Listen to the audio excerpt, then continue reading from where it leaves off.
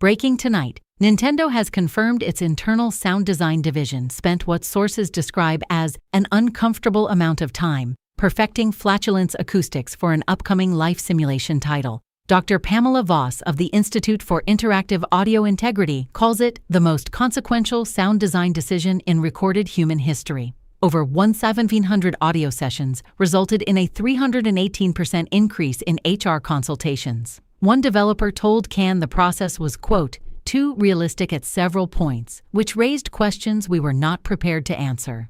The EPA has requested full documentation. The UN has convened an emergency session citing atmospheric concerns. Nintendo's stock rose 4 points. Analysts don't know why, but support it. Come again. News remains at a safe distance and upwind.